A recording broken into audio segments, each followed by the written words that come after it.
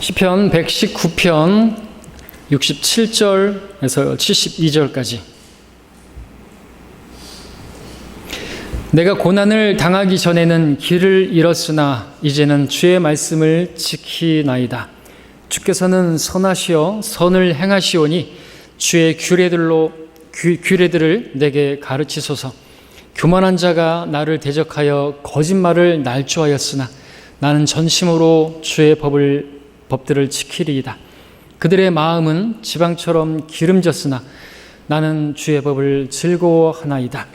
내가 고난을 당한 것이 내게 좋사오니 이는 내가 주의 규례들을 배우게 되기 때문이니이다. 주의 입의 법이 내게는 수천의 금과 은보다 낫나이다.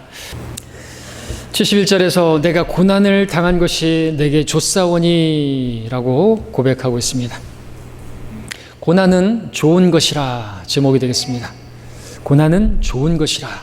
주님께서 소금은 좋은 것이라 말씀하셨죠? 소금은 좋은 것입니다. 오늘 어떤 학자가 누가 뭐라고 하든지 간에 소금은 필요한 것입니다. 소금을 먹지 말아야 된다 누가 말한다 할지라도 우리 최종 원인은 소금이죠. 하나님 말씀이죠. 소금은 좋은 것이라 말씀하셨다면 아멘 하고 우리는 적당량의 소금을 또 취해야 되는 것입니다. 소금을 먹지 말아야 하는 건 아닌 것이죠. 잘못된 것입니다.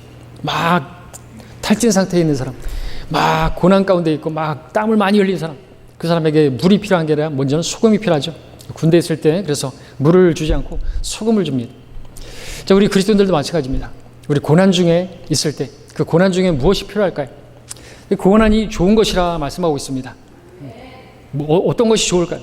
고난이 아니면 배울 수 없는 것이 있기 때문에 그렇죠?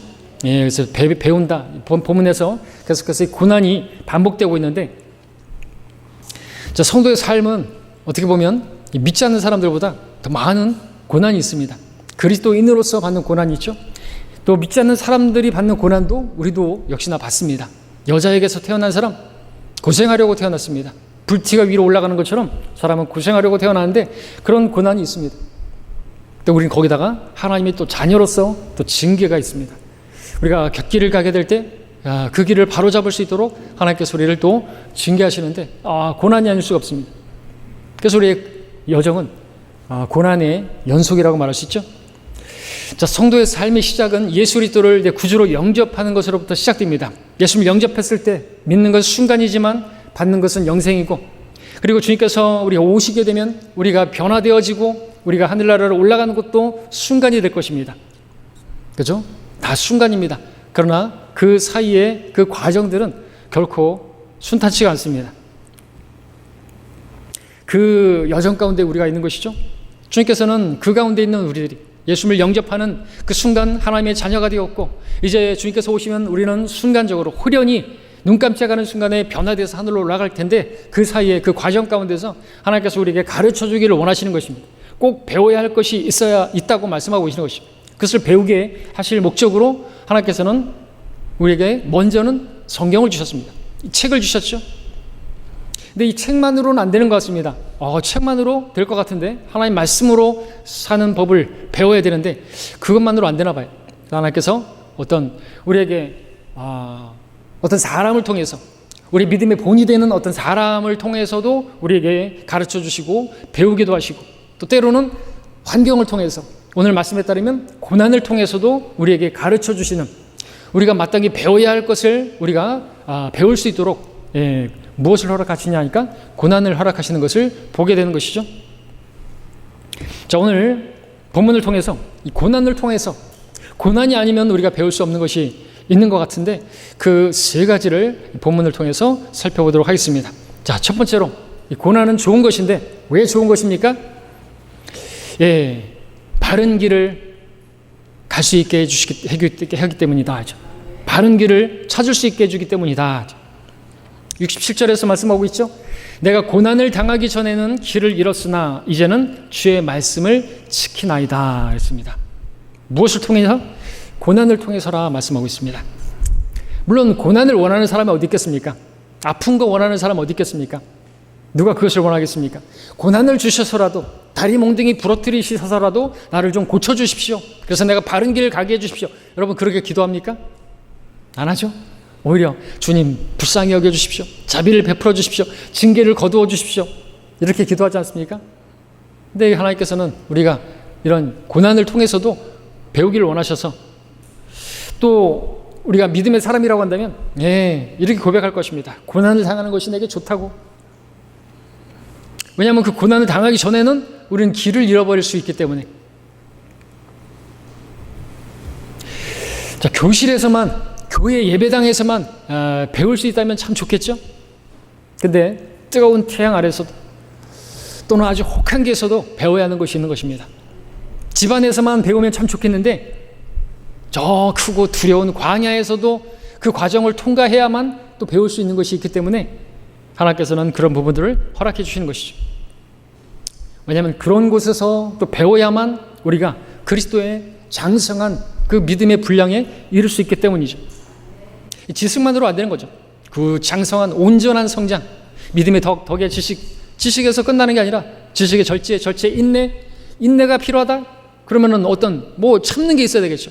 그 고난 가운데서 또 그 가운데서 내가 인내하고 견디는 거기서 또 우리 불같은 시련을 통해서 정금 같은 믿음이 진짜 믿음이 형성되기 때문에 물론 믿음은 들으면 하나님의 말씀에 의해서 하나님의 말씀이 우리에게 믿음을 주지만 그것만이 온전한 것은 아니다 이거죠. 그것이 혹시 머리에서 있는 우리 주님은 어떤 분인가? 주님께서 우리가 장성한 그리스도의 분량에 이르길 원하시는데 우리 주님은 슬픔의 사람이시고 질고에 익숙하신 분이죠.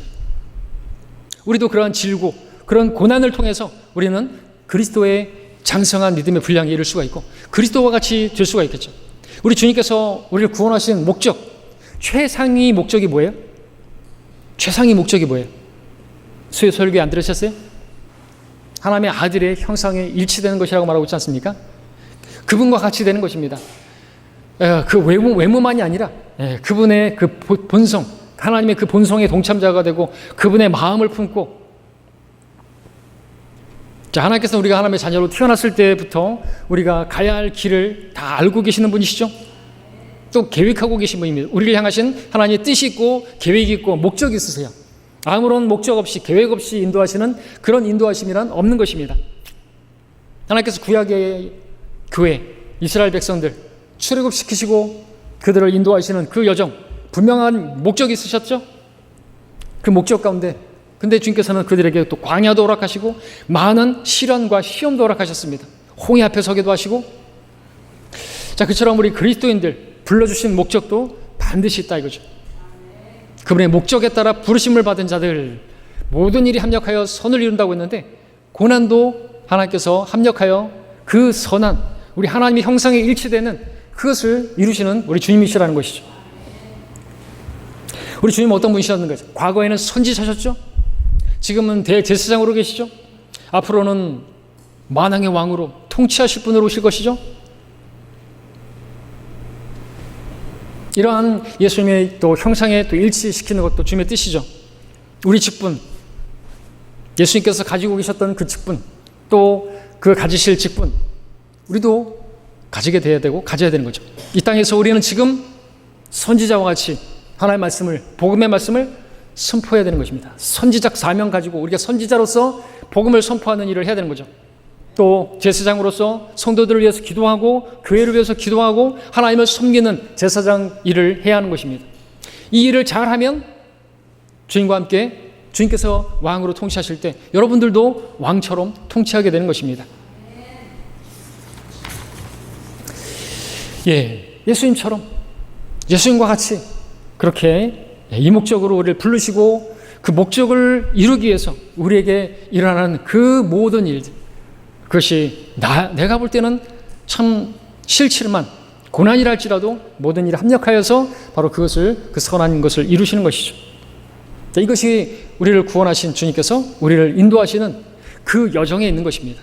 그런데 어떤 이유로든 우리는 그 길을 잃어버릴 때가 있는 것입니다. 잃어버리기가 또 쉬운 것이죠. 성경에서 보니까 길을 가장 잘 잃어버리기 쉬운 존재가 있는데 누구죠? 누굴까요? 동물 중에 양이죠. 길을 잃어서는 안 되는, 누구보다도 길을 잃어버리면 안 되는 존재가 양이에요. 왜? 양은 지독한 근시아니라 2m 밖을 보지 못해요. 바로 앞에만 봐요. 목전에 있는 것만 봐도 돼. 누군가 온다든지 또 자기가 절벽으로 가고 있는지 몰라요. 2m까지 가는 순간에 몰라요. 고난이 바로 앞에 닥쳐야 그때서야 알게 되는 거죠. 목자를 떠났기 때문에 길을 잃어버리죠. 여러분 시편 119편의 마지막 절을 보시면요, 176절을 보니까 내가 잃어버린 양같이 길을 잃었으니 주의 종을 찾으소서 도움을 요청합니다. 목자에게 도움을 요청하는 것이죠. 자, 그럼 하나님께서는 그 잃어버린 양을 어떻게 찾으십니까? 어떻게 다시 그 양이 바른 길을 가게 인도하시냐라는 것이죠. 하나님께서는 고난이라는 과정을 허락하시는 것입니다. 그 고난 중에 양은 뭐 하죠? 부르짖죠. 부르짖어야 돼. 양은 혼자 못 섭니다. 우리 찬양에 있는 것처럼 나 혼자 못 서리. 여러분들 제가 카톡에다가 올려놨던 그 짧은 영상 보셨죠? 그 양이 뒤집어졌는데 혼자서 밤이 되도록 그 목자가 오기 전까지는 그냥 뒤집어져 있는 거예요. 혼자 못 서요. 그게 우리라는 거예요. 할 수 있는 건 뭐예요? 유일하게 부르짖어야 되는 거죠. 근데 왜 부르짖는 상황에 놓인 거예요? 목자를 떠났기 때문에 길을 잃어버린 거예요. 길을 잃어버리면 안 되는데 주님께서 우리를 인도하시는 길이 있는데 푸른 초장이 길이 있고 잔잔한 물가로 인도하기를 원하시는데 쓸데없는데 딴 데 쳐다보다가 길을 잃어버렸네요. 하나님께서 그냥 우리를 방치하지 않으세요. 방목하지 않으세요. 인도하기를 원하세요. 근데 그 인도하시고 그 양을 다시 찾기 위해서, 우리가 바른 길을 찾기 위해서 허락하시는 게 고난이다라는 것이죠. 그럼 우리는 고난의 날에 부르짖어야 되는 거예요. 양처럼 고난의 날에 나를 부르라. 내가 너를 구해낼 것이고 너는 나를 영화롭게 할 것이다. 하나님으로부터 길을 잃었다는 말, 실상은 하나님의 말씀으로부터 길을 잃었다는 뜻이죠. 왜냐하면 하나님의 말씀이 내 길에 비치고 내 발에 등불이기 때문에, 하나님의 말씀의 조명이 없이는 살아갈 수 없는 게 하나님의 자녀인데, 하나님의 말씀을 잃어버렸다는 것은 길을 잃어버린 것이에요. 하나님의 자녀는 하나님을 경배함으로써 하나님께서 들려주시는 그 음성을 듣고 그 길을 걸어가는 사람인데, 문제는 경배부터가 잘못됐네요. 경배를 잃어버렸어요. 하나님을 찬양하는 게 없어요. 삶 가운데 기도하는 게 없어요. 말씀을 읽는 게 없어요. 길을 잃어버린 것입니다. 왜 길을 잃어버린 것일까요? 원인이 무엇입니까? 나 혼자서도 충분히 잘 먹고 잘 살 수 있다.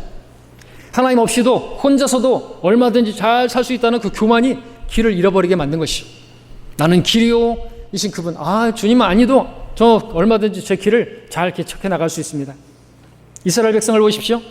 가나안 땅에서 이제 그들이 들어가게 되면 하나님께서 주시는 그 복을 풍성히 누리게 될 것인데, 길을 잃어버리지 말라고 수차례 경고하셨죠. 어려운 때가 언젠가신가. 지금 좀 어렵고 지금 그 광야와 같은 그 시절이 어려운 게 아니라 너희들이 그 약속의 땅, 그 가나안 땅에 들어가게 되면 먹고 배부를 때, 그때가 살쪘을 때가, 그때가 위험한 때다 이거죠.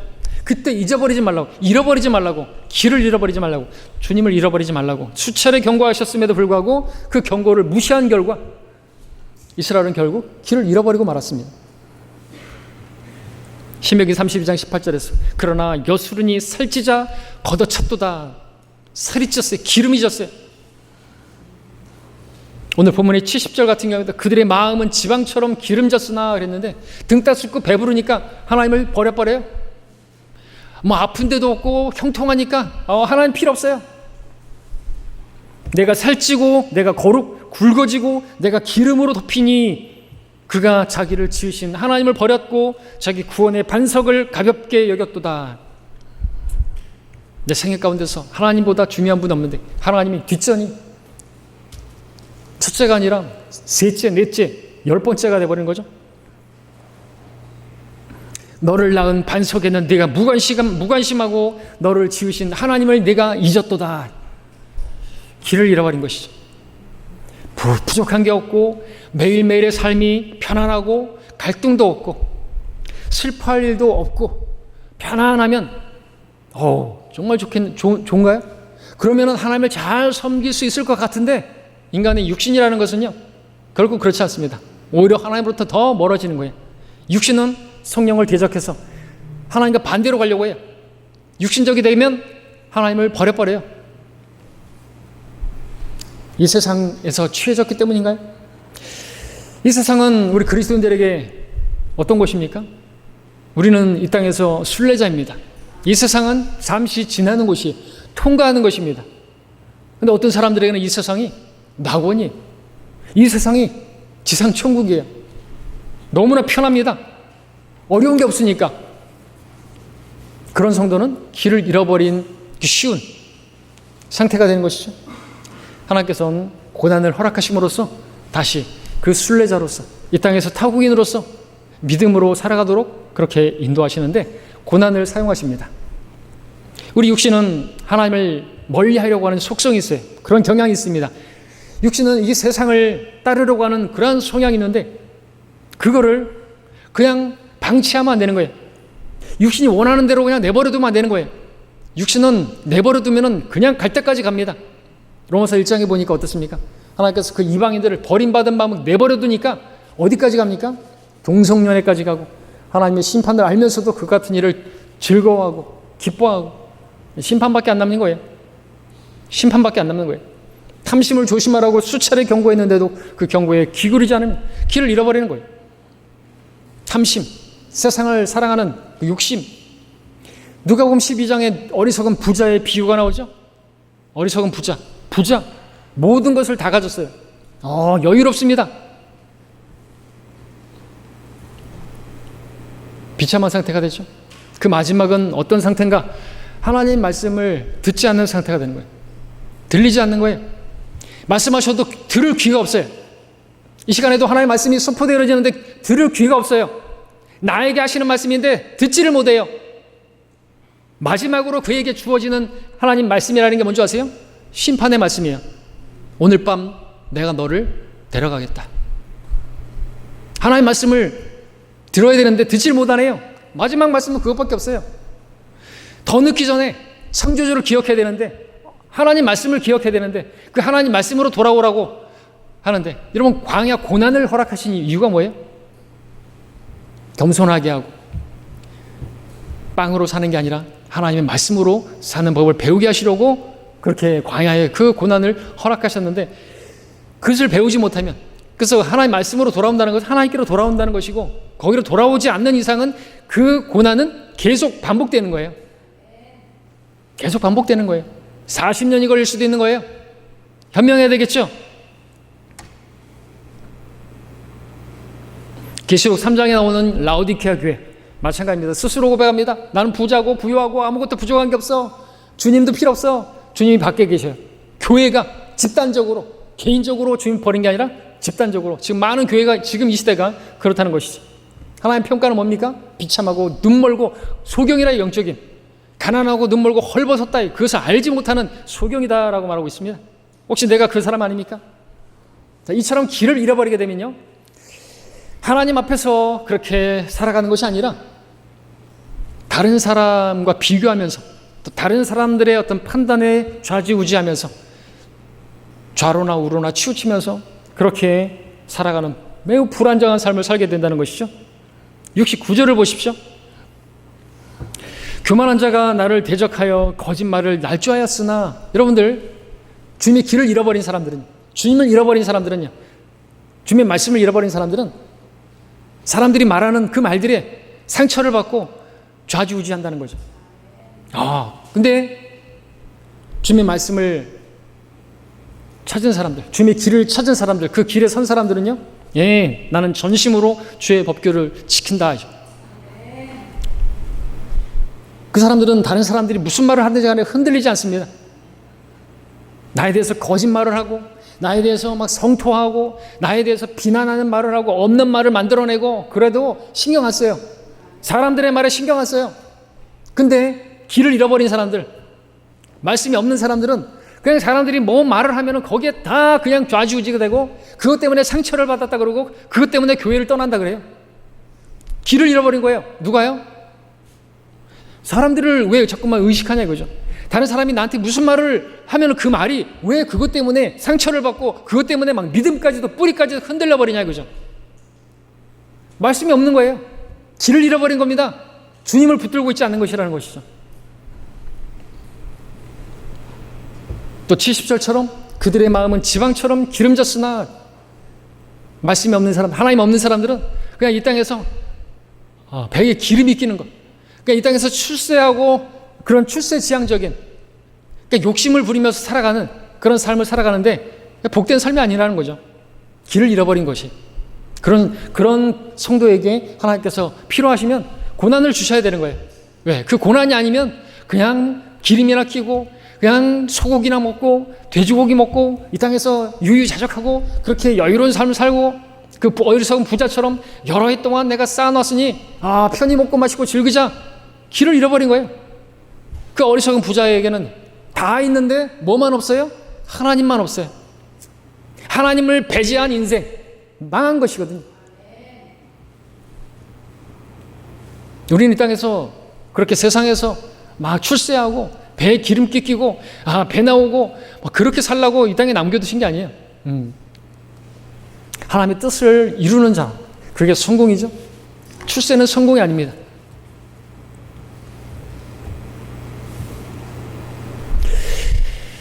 자, 요나를 생각해 보십시오. 하나님 말씀을 전하라고 니느웨로 보내셨는데 니느웨로 가야 했음에도 불구하고 불순종해서 반대 방향 타스시로 도망쳤죠. 그런 요나를 하나님께서 방치하지 않으시고 그에게 어떻게 하셨는 것인가요? 바른 길로 돌아설 수 있도록 하나님께서 폭풍을 허락하셨죠. 폭풍을, 인생의 그 태풍을, 그런 것들을 누가 좋아하겠습니까? 하나님께서 근데 허락하신 것입니다. 왜요? 다른 게 아니에요. 바로잡기 위해서, 바른 길 가게 하시려고. 고난이 주는 유익은 무엇보다도 나를 길에서 벗어나게 한 것이 무엇인지를 볼 수 있게 하는 그 눈을 뜨게 해주는 거거든요. 영적인 시력을 갖게 해주는 것이, 그게 복이죠. 그 전까지는 눈을 감고 살아가는 거예요. 자기가 무엇을 위해서 살아가는지, 그 끝에는 뭐가 있는지, 거기는 푸른 초장이 있는지 없단 말이죠. 근데 신기루해요. 왜? 자신 육신에 눈에 가려져서 그냥 신기루인데, 가봤자 없는데, 헛된 것인데, 까막눈이에요. 까막눈. 그냥 세상 사람들처럼 그것을 추구하면서 살아가는 거예요. 세상의 어떤 출세를 추구하고 가보면 근데 인생의 허무함을 맛보게 되는 거예요. 솔로몬이 전도하고 있는데 인생의 쓴맛만 보게 주는데, 근데 그렇게 되는 것이 또 복이죠. 왜? 고난이 좋은 것이니까. 그렇게 해서 인생의 쓴맛을 보게 될 때, 그제서야 그 탕자처럼 그 가운데서 돼지 껍질도 먹을 수 없는 형편이 되어야 하나님을 찾게 되니까. 근데 우리 그리스도인들에게 하나님께서 계속해서 말씀하시는 게 뭐예요? 이 말씀으로 살라고죠. 근데 말씀으로 안 되면 그 다음에는 몽둥이에요. 몽둥이밖에 없어요. 주의 지팡이와 주의 막대기인데, 지팡이로 인도하는데, 말씀으로 인도하는데 안 들으면 막대기가 기다리고 있는 거예요. 근데 그 막대기도 좋은 거라는 것이죠. 자, 그렇게 또 고난을 받고 그렇게 되면은 어떻게 됩니까? 바른 길로 돌아오게 되죠. 마음이 낮아지게 되죠. 겸손하게 되죠. 그 사람은 이제 하나님 말씀에 반응할 수가 있습니다. 하나님 말씀이 잘 들려요. 마음이 이제 부드러워졌기 때문에 그렇죠. 여러분들 지금 하나님 말씀이 잘 안 들리고 무슨 소리 하는 것인가, 뭐 딴 얘기하는 것 같고, 이거 속이의 소경이 돼버린 거예요. 여러분들 조심하십시오. 만약에 내가 그런 사람이라고 한다면 하나님께서 여러분에게 고난을 허락하시는 거예요. 그래서 하나님 정말로 부르짖는, 정말 하나님, 살아계신 하나님 만날 수 있게 해주시는 거죠. 그 전까지는 하나님 살아계신 게 아니에요. 그냥 성경의 하나님이죠. 문자에 갇혀져 있는 하나님이죠. 하나님께서는 여러분들이 그렇게 소경처럼, 눈뜬 소경처럼 살아가지 않냐고, 하나님 말씀에 인도를 받아서 이 말씀만이 절대적인 진리요, 또 그 확신하는 가운데 그 말씀 위에서 살아가기를 바라시는 것이죠. 자, 고난은 그런 의미에서, 그런 길에 들어서게 하기 위해서, 하나님의 말씀대로 살아가게 하시기 위해서 하나님의 사랑하는 자녀들에게 허락하시는 놀라운 축복이고 선물인 것입니다. 고난이 무엇을 배우게 합니까? 바른 길이 무엇인지, 또 그 바른 길에 들어설 수 있도록 인도하는 하나님의 교보제인 것입니다. 그 목적으로 오늘 여러분에게 고난이 임했다고 한다면, 그런 목적으로 허락하신 고난이라는 것을 여러분이 알았다고 한다면 여러분 즉시로 고백하시기를 바랍니다. 내가 고난당하는 것, 내가 고난을 당하기 전에는 길을 잃었으나 이제는 주의 말씀을 지키나이다. 주의 말씀으로 돌아오셔야 되는 거예요. 하나님께서 여러분에게 주신 말씀에 순종하시라는 거예요. 그러지 않으면 고난은 계속될 겁니다. 근데 여러분들이 말씀을 거슬러서 행하는데도 고난이 없어요? 징계가 없습니까? 여러분 자신의 구원도 점검해 봐야 되겠죠. 왜? 주께서 사랑하시는 자에게, 구원받은 자녀에게 징계를 허락하시는데 아무런 징계도 없다 이거죠. 이건 저주예요. 고난이 좋은 건데 그것이 없다? 하나님께서 가장 좋은 것을 주시는 분인데 그 고난인데 없다면 돌아받을 필요가 있죠. 자, 고난은 우리에게 무엇을 가르쳐 줍니까? 무엇을 배우게 합니까? 두 번째로 이 귀한 것을 배우게 합니다. 고난은 하나님을 배우게 합니다. 하나님이 얼마나 신뢰할 만한 대상인가 배우게 하시는 것이죠. 71절에 보시면 내가 고난을 당한 것이 내게 좋사오니 이는 내가 주의 규례들을 배우게 되기 때문입니다. 주님의 규례, 주님의 그 길, 주님의 그 뜻, 나를 향하시는 그 목적, 하나님의 방법, 하나님이 어떤 분이신가? 75절도 보면 고난을 통해서 하나님의 신실하신, 하나님 얼마나 신실하신 분인가 맛보아 알게 되는 것이죠. 오 주여, 주의 명령들이 옳다는 것과 주께서 신실하심으로 나를 괴롭게 하신 것을 내가 아나이다. 믿음이 있어야 할 수 있는 고백이죠. 하나님께서 신실하시기 때문에 나를 괴롭게 하셨습니다. 하나님께서 나를 사랑하시기 때문에 징계의 매를 허락하신 것이죠. 고난입니다. 징계. 여러분 94편 12절도 볼까요? 94편 12절도 보시면 동일한 말씀이 나오는데 한 목소리로 읽겠습니다. 94편 12절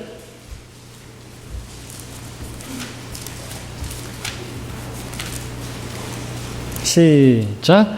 오 주여, 주께서 징계하시며 주의 법으로 가르침을 받는 사람은 복이 있나니. 복이 누구에게 있는 것인가? 주님께서 징계하셔서 그가 돌이킬 수 있다고 한다면 그 사람이 복이 있다라는 거죠. 주님께서 나를 괴롭게 하셔서 내가 가르침을 받는다고 한다면 그것도 좋사오니. 고난, 그리스도인에게 고난 세 가지가 있습니다. 그 중에 하나가 뭘까요? 말씀해 보십시오. 뭐예요? 지금 본문에 나와 있는데 징계죠. 징계 고난이죠. 징계를 통한 고난이 있습니다. 첫 번째는 바로잡으실 목적으로 회초리를 드시는 거죠. 적지 않은 그리스도인들이 이 징계의 고난을 통해서 하나님의 신실하심을 배우게 되고 화평한 의의 열매를 맺게 되죠. 자, 징계 목적은 바로잡기 위함인 것입니다. 이것은 내 원함과 상관없어요. 내가 잘못했기 때문에 하나님께서 허락하시는 일방적인 고난입니다. 피할 수 없어요. 두 번째 고난이 있어요. 두 번째 고난은 뭡니까? 내가 피할 수 있는 고난이죠. 십자가를 통한 고난입니다. 이것은 내가 원하지 않으면 임하지 않는 고난이에요. 십자가 고난. 원하지 않으면 얼마든지 평생 동안에 한 번도 안 받을 수 있어요.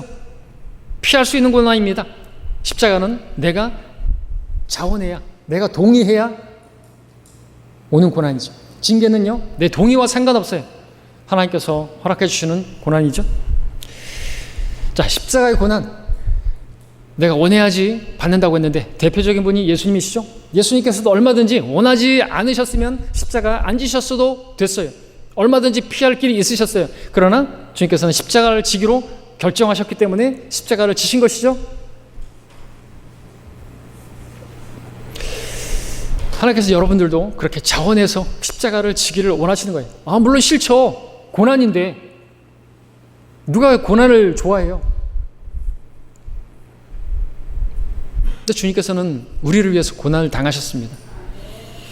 자, 여기서 우리가 또 중요하게 짚고 넘어갈 부분이 있는데 징계로 주어지는 고난을 받을 때나 또는 십자가를 짐을 통해서 얻게 되는 그 고난이나 그때 하나님은 여전히 동일하신 분이시다. 하나님은 여전히 사랑의 하나님이시다 있다라는 사실을 잊지 말아야 한다는 것이죠. 왜냐하면 왜 이것을 알아야 되냐니까 징계를 받을 때 많은 성도들이 멸시해 하나님 사랑의 하나님이 아닌 것 같다고 배째라 이런 식으로 주의 징계를 멸시하지 말라 그랬는데 멸시하는 성도가 있다는 거죠. 마귀가 또 그렇게 만드는 거예요. 하나님은 너를 사랑하지 않는다고, 너를 버리셨다고. 그래서 오히려 그 징계를 통해서 의의 열매를 맺게 하기 위해서 다시 의의 길로 돌아오게 하시려고 징계를 허락하신 것인데 오히려 막 나가버려요. 마음대로 하세요. 배째세요. 배째세요가 아니라 배째라예요. 하나님의 사랑은 변함이 없어요. 왜요? 하나님께서 나를 가르치기를 원하시기 때문에, 내가 바른 길을 가게 하시려고 허락하시는 것이기 때문에, 그리고 그분이 나의 아버지시기 때문에 사랑하는 자녀에게 징계를 허락하시는 것이죠. 우리 숙제가 뭐냐니까 징계로 인한 고난이든 또는 내가 십자가를 짐으로 받는 고난이든 내 자세가 어떠해야 하나 이거죠. 하나님께서는 가장 좋은 것을 주시는 분이시다. 잊지 말아야 되죠. 나의 아버지시다.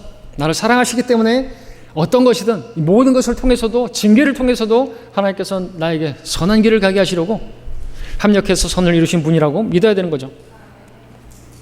육신적인 성도, 세상적인 성도는 결국에 고난을 받게 되는데 그 고난은 징계에 의한 고난입니다. 자기가 잘못해서 받는 것이죠. 근데 마귀는 또 뭐라고 속이냐니까 그게 십자가에 의한 고난이라고 그렇게 착각하게 만들어요. 전혀 하나님과 상관없는 것이죠.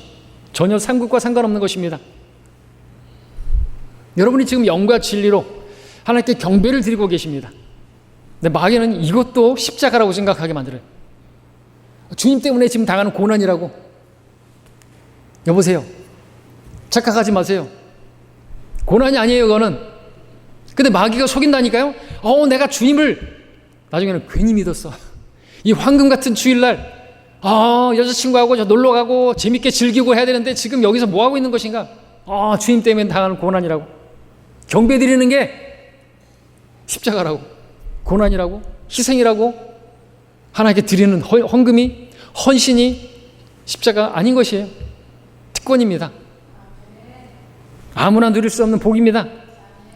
근데 마귀는 이런 일도 고난이라고 오해하게 만드는 거죠. 자기가 잘못해서 받는 또 징계인데도 불구하고 그거를 또 십자가라고 또 마귀가 착각하게 만드는, 그렇게 착각 가운데 있는 사람들이 많아요. 성경이 분명히 말씀하시잖아요. 위에 있는 권세자에게 복종하라고. 그 권세자에게 욕하지 말라고, 왕을 욕하지 말라고, 침상에서조차도 욕하지 말라고. 우리는 세상에 대해서 나그네고 우리 주님께서 세상을 위해서도 기도하지 말라고 말씀하셨어요. 이 세상에 신이 마귀로 있는 한 이 세상은 우리가 원하는 대로 가지 않을 거예요. 마지막은 동성애로 갈 것이고 하나님의 그 창조 질서를 거슬러서 갈 것이란 말이죠. 근데 거기에다 대고 어떠한 이유로든지 간에 그냥 정치에 적극적으로 가입했다가 세상의 목회자가 강단에서 정치 얘기나 계속 했으면서 결국에는 그가 감옥에 가면 뭐 때문에 간 거예요? 자기가 잘못해서 간 거예요. 근데 자기가 감옥에 간 게 그것이 십자가라고, 그게 고난이라고. 소년보 목사가 지금 감옥에 갔잖아요. 그게 왜 간 거예요? 주님 때문에 당하는 고난인가요? 아니에요. 하나님의 질서를, 하나님의 말씀을, 그 주의 법규를 벗어나서 행하다가 그냥 징계받은 거예요. 근데 마귀는 속인단 말이죠. 그것도 십자가라고. 주님 때문에 당하는 고난이라고. 상급이 있을 거예요? 아니요, 전혀 없어요. 그래서 하나님의 말씀을 우리가 알아야 되는 거예요. 하나님의 말씀을 알지 못하면 그 말씀에서 벗어나게 되고, 벗어난 가운데서도 자기가 옳은 길을 가고 있다고 생각하고, 이 소경이에요, 소경. 그런 고난을 당했다고 하면 자기를 돌아봐야 되는 거죠. 그리고 그 감옥에서 잘 살펴봐야죠. 하나님 말씀이 뭐라고 말씀하시는가. 요한도 감옥에 갔잖아요. 그리고 목베임 당했잖아요. 주님께서 어떻게 하셨어요? 배를 타고 한적한 곳으로 멀리 떠나더라. 아니 그 하나님의 종이 그렇게 됐는데도 간섭하시고 분리. 이게 정교 분리예요. 자, 잘 모르면 속는 것이에요. 마귀에게 속는 것입니다. 성경을 모르게 되면 죄의 법에서 벗어나서 행하다가 망하는 것이죠. 자, 그 다음에 그리스도인이 겪는 세 번째 고난은 뭡니까? 이것은 누구나 당하는, 사람이면 누구나 겪는 공통적인 고난이죠. 이건 징계도 아니고 십자가에 의한 고난도 아닙니다. 여자에게서 태어났다는 이유만으로 만나게 되는, 사람이면 누구나 겪게 되는 공통된 고난이죠. 뭐가 있을까요? 막 홍수에 의한 재난이라든지, 가뭄에 의한 어떤 그 고통이라든지, 화재로 인한 고난이라든지, 전염병에 의한, 코로나에 의한 그런 병이라든지, 또 우리가 나이를 먹으면서 늙어가면서 오는 어떤 신경통, 리납시스, 관절염, 이명 이런 것들이라든지 그런 고난도 당하는 거죠. 그리스도인이라고 해서, 하나님의 자녀라고 해서 이런 것들에서 보호받고 그런 건 아닌 것입니다. 그런 고난을 당한다 할지라도 그때 우리가 갈 곳은 다른 곳이 아닙니다. 하나님 말씀으로 가는 것이죠. 근데 우리 육신은 어떻습니까? 어떠한 고난이든 그런 고난을 만날 때면 이 육신은요, 그냥 하나님의 말씀으로부터 더 멀어지려고 해요. 반대로 가려고 해요. 육신은 성령은 육신을 거스르고, 말씀으로 돌아가는 길이 바른 길인데 이놈의 육신이 말씀과 기도에서 점점 멀어지려고 하는 거예요. 그리고 그 육신이 원하는 것이라고 하는 것은 뭡니까? 그냥 버팅기는 거예요. 개기는 거죠. 하나님 말씀이 뭐라고 말씀하셨는지 간에 그냥 버텨요.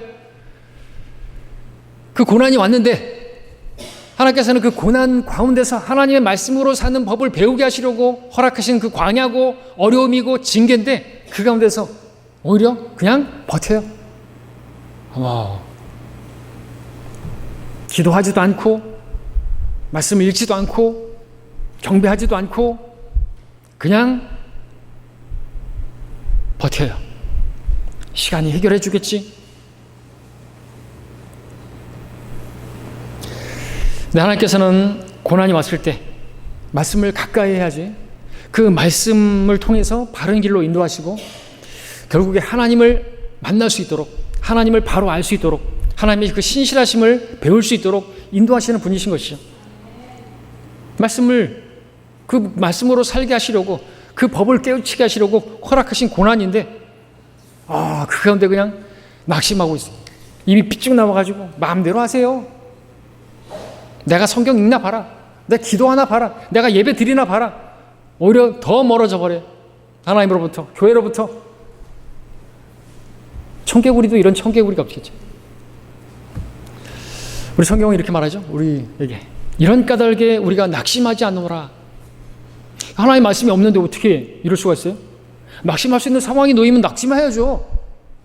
근데 우리는 낙심하지 않는다 이거죠. 이런 까닭에, 어떤 까닭이에요? 우리 겉사람이 썩어질지라도 우리 속사람은 날마다 새로워진다 말씀하십니다. 근데 말씀을 가까이 하지 않는데 어떻게 날마다 새로워져요? 자동적으로 그냥 시간이 지나면은 새로워집니까? 이는 우리가 잠시 받는 가벼운 환난이 우리를 위하여 훨씬 뛰어난 영원한 영광의 비중을 이루어가기 때문이라. 이것을 알 때, 이런 까닭에 우리는 겉사람이 계속해서 썩어져 갈지라도, 우리 몸이 점점 그렇게 썩어져 갈지라도, 점점 늙어져 갈지라도, 어려움을 당할지라도, 환경이라는 것이, 내 삶이라는 것이 내가 원치 않는 방향으로 계속해서 나를 몰고 간다 할지라도 우리는 그 가운데서 낙심하지 않을 수 있는 것입니다. 오히려 우리는 그 가운데서도 오히려 더 거꾸로 거슬러 올라가서 새로워지는 것이죠. 그런 우리에게 소망이 있다 말씀하십니다. 왜냐하면 우리가 바라보는 것은 보이는 것들이 아니요 보이지 않는 것들이라. 이는 보이는 것들은 잠깐뿐이지만 보이지 않는 것들은 영원하기 때문이라. 이것이 하나님께서 우리에게 고난을 통해서 가르쳐 주시고자 하시는, 배우게 하시고자 하시는 그러한 영역인 것입니다. 그 사람은 그 고난과 역경 가운데서 집중해야 되는 것이 있는데, 지금 말씀드렸던 이 고린도후서 4장의 말씀에 이어져 나오는 5장에서는 이렇게 결론을 내리고 있죠. 우리가 아는 것은 우리가 이것을 안다 이거죠. 이런 까닭에 그래서 우리는 낙심하지 않고 우리는 소망 가운데서 주님을 길을 가는 것입니다. 그 뭡니까? 우리가 아는 것이 무엇입니까? 만일 우리의 이 땅에 있는 우리의 장막집이 무너지면 하나님께서 지으신 큰 집, 즉 손으로 짓지 아니한 하늘들의 영원한 집이 있다는 것이라. 이것을 우리가 아는 거예요. 근데 이런 사실이 어떤 그런 환난이나 고난이 없이는 배울 수 없는 것이죠. 온전히 배우지 못한다는 거예요. 입술로는 고백할 수 있을지 모르겠지만 이런 가운데서 난 낙심하지 않는다, 나는 날마다 새로워진다 말할 수 있는 사람이 누구냐 이거죠. 이걸 아는 사람들이죠. 이걸 알기 위해서 하나님의 말씀으로 가는 사람들이죠. 하나님의 말씀으로 그 가운데서 고난 가운데서 목적을 이루시는 그 말씀으로 사는 법을 배우게 하시려고 이끄시는 거예요. 근데 그 고난이 왔는데도 마음대로 하세요. 나 성경 안 읽어 앞으로. 그러면 이제 소망이 없는 거예요. 그냥 그 고생은 개고생인 거예요. 그냥 버틴 거예요. 그냥 버팅기는 거예요. 하나님에 대해서 원망하지 않지만 그렇다고 해서 적극적으로 말씀 앞에도 나가지도 않고 기도도 안 하고 그런 버티는 사람들이 있어요.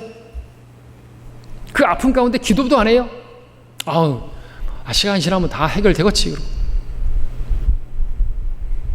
하나님께서 목적이 있으셔서 허락하신 고난인데도 불구하고 기도 안 해요. 말씀 안 읽어요. 성경 안 읽어요. 그냥 성경은 주일날 가지고 오는 그냥 하나의 액세서리예요. 주일에만 성경 들고 와요. 집에서는 그냥 가방에 쳐놓고 TV 위에다 올려놓고 그냥 먼지 툭툭 털고 주일날 가지고 와요.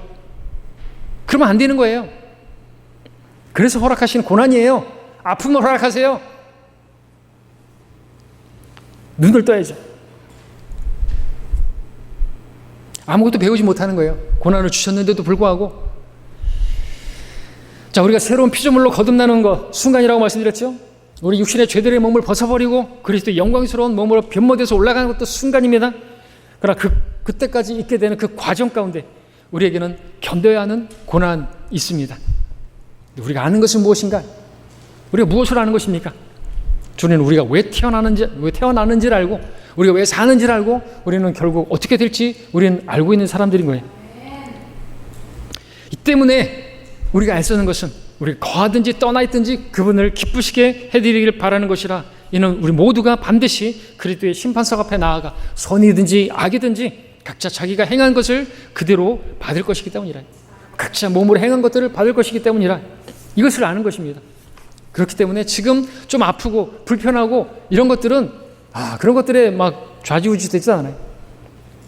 자, 그런 것들을 가르쳐주는 그러니까 하나님의 손길이 뭐라고요? 고난이다라고 하는 거죠. 그래서 눈을 뜰 수 있기를 바라는 것입니다. 세 번째 마지막으로 고난이 우리에게 무엇을 배우게 해줍니까? 하나님의 말씀의 가치를 계속해서 말씀을 드렸지만 이 말씀의 가치를 배우게 한다. 72절을 보십시오.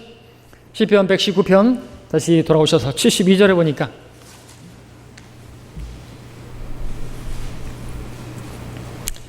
함께 읽겠습니다. 시작. 주의 입의 법이 내게는 수천의 금과 은보다 낫나이다. 여러분도 이렇게 고백을 할 수 있어야 되겠죠. 진실로. 여러분 성경에 보니까 다윗은요 정말 하나님의 말씀을 귀하게 여긴 사람이죠. 그에게도 고난이 많았습니다. 죽음의 그림자의 골짜기들을 지나는 많은 고난이 다윗에게 있었습니다. 성경에서 또 고난하면 대표적인 사람이 욥이죠. 우리 욥기 함께 볼까요? 욥기 23장. 정말 감당하기 힘든 고난 중에 있었던 그 욥이 했던 고백이 무엇인가? 하나님 말씀과 관련이 있는 고백입니다. 우선 10절을 보겠습니다. 욥기 23장 10절.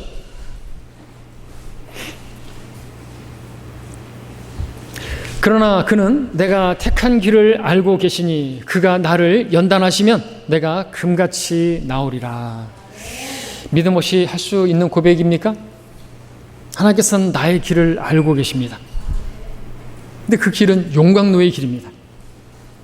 육신의 찌꺼기들이 다 걸러져야만 금으로 나오고 그 금 가운데서 또 정금으로 나오는 거 하나님께서 알고 계십니다. 그 결론은 내가 알고 있는데 나는 너무나 연약한 존재라서 아픈 거 싫어하고 사람들 때문에 어려움을 당하고 상처받고 괴로워하고 그런 거 싫어합니다. 될 수 있으면 그 모든 환경과 모든 사람과 원만하게 그냥 잘 지내고 싶지 대립하고 갈등을 겪고 막 나를 세우고 막 그러고 싶지 않습니다. 하나님께서 원하시는 것이 무엇인가? 하나님께서는 우리가 거슬러 올라가기를 원하시고 그걸 극복해내기를 원하시는 것이죠. 11절 12절을 보겠습니다. 내 발이 그의 발걸음을 따랐고 그의 길을 지켜 벗어나지 아니하였도다. 내가 그의 입술의 명령에서 돌아서지 아니하였고 내가 그의 입의 말씀들을 내게 필요한 음식보다 더 귀히 여겼도다. 이것이죠. 고난을 허락하신 목적, 정금처럼 되기를 원하시는데 지금 욥은 하나님 말씀을 그 길에서 벗어나지 않겠다고, 그 말씀에서 벗어나지 않겠다고 고백하고 있는 것이고요. 또 그 말씀의 가치를 이야기하고 있습니다. 내게 필요한 음식보다, 시편에서는 어떤 금보다 은보다 더 귀하다. 당시 욥이 가지고 있던 말씀이라는 것이 도대체 얼마나 됐겠습니까? 몇 권이나 됐겠습니까? 무엇이 욥을 이와 같은 하나님 말씀의 가치를 가지게 만들었을까요? 고난이라고 밖에는 말할 수가 없는 것입니다. 자신의 육신의 어떤 그 때문에 받는 고난도 있었겠지만 또 자신의 잘못과는 관계없는 고난도 있었죠.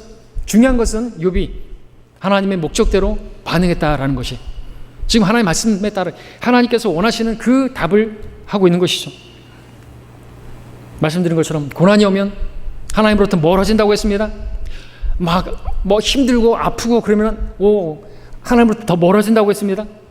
그럴 때 오히려 하나님께서 원하시는 게 뭐냐니까 하나님의 말씀을 더 귀하게 여기기를 바라고, 정금보다 더 귀하게 여기기를 바라고, 내게 필요한 음식보다 더 귀한 것으로 여기기를 바라시는 그 목적으로 고난을 허락하신 것이다는 거죠. 그것이 그렇게 만들고 그렇게 하나님의 말씀 앞으로 나아가게 만드는 게 우리에게 이 고난이 주는 유익인 것입니다. 욥뿐만 아니라 다윗도 마찬가지였고, 그들이 가지고 있는 성경이라는 것이 얼마나 없었어요. 자, 그렇다면 이 시대에 변개되지 아니한 온전한 하나님의 말씀, 한글 킹잼 성경을 손에 든 여러분들에게 하나님께서 기대하는 고백이라는 것은 무엇이 되어야 되겠습니까?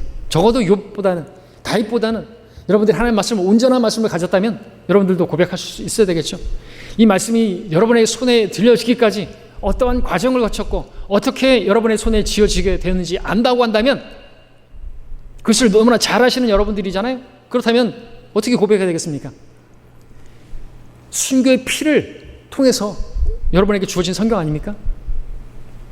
이 말씀 때문에 얼마나 많은 사람들이 이 말씀을 지키기 위해서, 여러분들에게 전해 주시기 위해서 얼마나 많은 믿음의 사람들이, 순교자들이 죽음당했는가 이거죠. 그걸 안다고 한다면 여러분들, 주의 말씀은 진리니이다, 이러면 안 되겠죠. 내게 음식보다 더 귀하고 내게 금보다 더 귀하다고.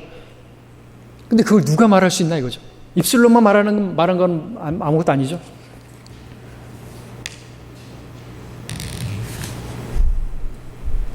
다윗은 자신의 많은 재물이 있었지만 거기에 마음을 빼앗기지 않을 수 있었습니다. 왜요? 어떻게 해요? 자신에게 주신 그 말씀이 있지 않습니까? 언약의 말씀이 있지 않습니까? 다윗의 언약이 있었지 않습니까? 잘 아시는 것처럼 사무엘상 7장에서 하나님께서 다윗에게 약속의 말씀을 주셨죠. 내 보좌가 영원히 굳게 설 것이다. 내 왕국에 끝이 없을 것이다. 다윗의 언약이죠. 그 말씀으로 인해서 오늘 여러분에게 어떤 말씀을 주셨습니까?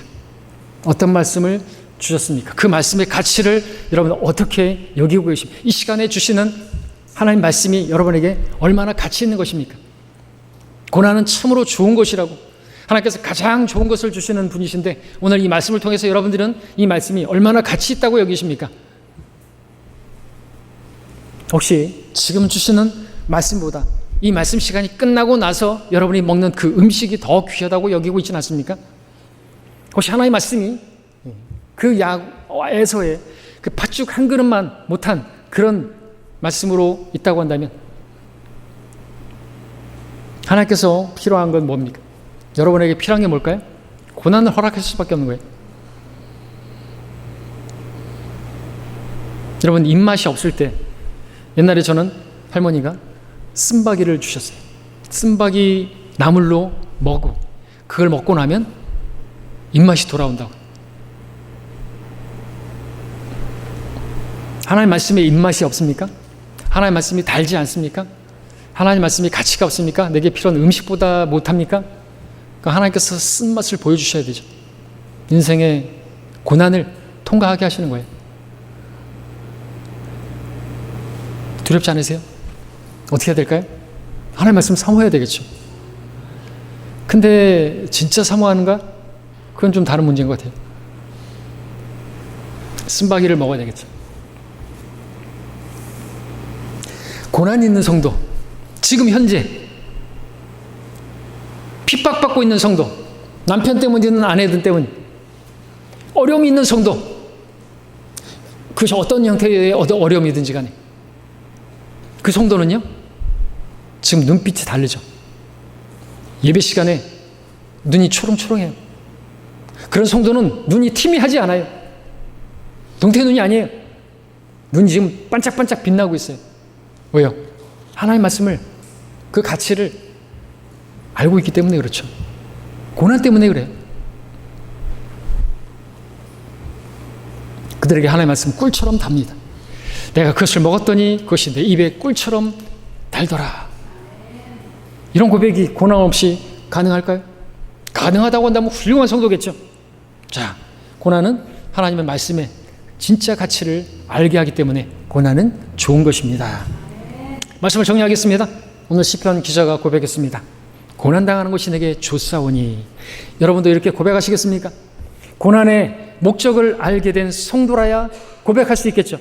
나에게 임한 이 고난이 징계의 고난이라 할지라도 이 과정을 통해서, 이 고난을 통해서라도 내가 바른 길을 갈 수 있도록, 바른 길에 들어설 수 있게 해주게 만든다면, 이 과정을 통해서 하나님을 바르게 더 깊이 알 수 있다고만 한다면, 이 고난을 통해서 하나님의 진짜 그 말씀의 맛을, 그 가치를 깨달을 수 있다고만 한다면 나에게 임한 이 고난은 나에게 좋은 것이라 고백할 수 있지 않겠습니까? 바로 이것이 하나님께서 그 고난을 통해서 여러분에게 가르쳐 주시기를 바라시는 것입니다. 하나님의 자녀들에게 꼭 배우기를 바라시는 것, 거기에 훌륭하게 하나님께서 쓰시는 것이 고난인 것이죠. 현재 여러분에게 임한 고난이 있습니까? 피하지 마십시오. 마냥 버티기만 하지 마십시오. 반드시 배우십시오. 오늘 말씀에 따르면 바른 길로 들어서라는 것입니다. 그 길로 들어서기 전까지 그 고난은 계속될 것이고 반복될 것입니다. 해결되지 않을 것입니다. 그 고난이 십자가 때문에 주어진 고난이라고 한다면 하나님께서 능히 이길 수 있는 힘을 허락해 주실 것입니다. 그래서 결국엔 더욱더 하나님을 사랑하고 하나님의 말씀에 더 가치를 알게 하실 것입니다. 얼마나 좋은 고난인 것입니까? 고난당하는 것이 내게 좋사오니. 현재 여러분이 아프다 할지라도, 어렵다 할지라도 바른 길을 갈 수만 있다면, 내가 순례자로서의 그 여정을 잘 마칠 수 있게 하는 것이 이 고난이라고 한다면, 살아계신 하나님을 더 잘 온전히 배울 수 있게 해주고 하나님과 더 깊은 교제를 갖게 해주고 그 말씀의 가치를 정말 시편 기자처럼 그렇게 고백할 수 있게 해주는 고난이라고 한다면 여러분들도 고백하십시오. 내게 고난당하는 것이 내게 좋사오니. 그렇게 고백을 드릴 수 있는 그런 믿음의 사람 모두 다 되기를 바랍니다. 기도하겠습니다.